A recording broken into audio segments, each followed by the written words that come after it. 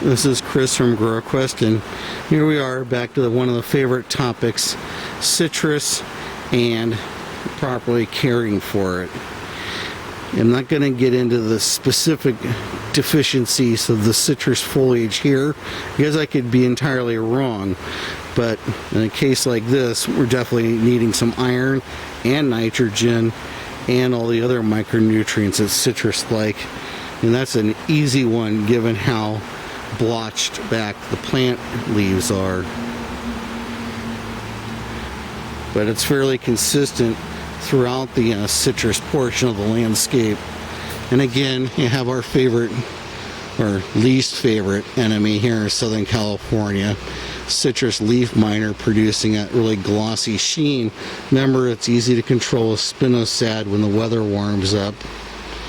A little bit of white fly on here, but natural enemies will keep that under control.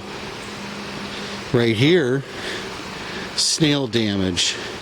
Snails just terrorize a landscape. Okay, there's no mincing words about this. You let snails go free and you can see the damage everywhere in a landscape in Southern California in general. So I'm going to take the stake off here. Serves no purpose at this point, and put a copper band down here at the base, keep the plants from touching it for the most part. And that'll keep the snails out of there. Put Sluggo down and get the snails and slugs under control. Slugs aren't going up in this tree, but snails are for sure. Snails are going to eat off the blossoms, the newer foliage. If they're strong enough, they'll ruin even the cambium on the tree. Damage shows up in many ways. Fruit scarring also. So, nutrients. Need to properly feed the citrus. Get a container of citrus fertilizer and a 1 quart spray bottle and foliar feed the plants. And then broadcast out some nitrogen, which will definitely boost up everything else. You got some alstrom area in here. We got roses, camellia, azalea.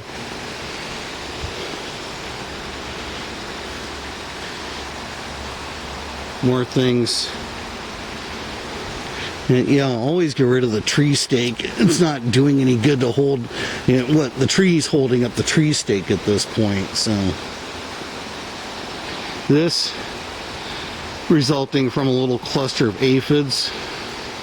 No big deal. I would take this and just pinch it off.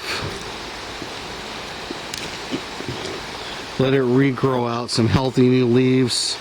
Actually, you can see just in pinching that off, there's some San Jose scale here.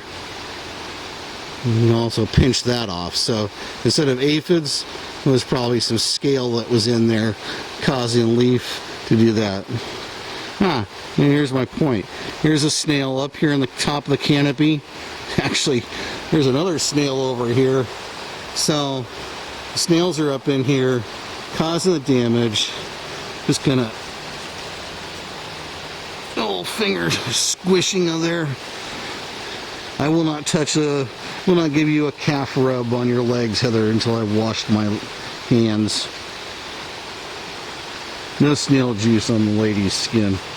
I don't care what they do in Japan with those snails. So snails, fertilizer, and keep an eye on the scale.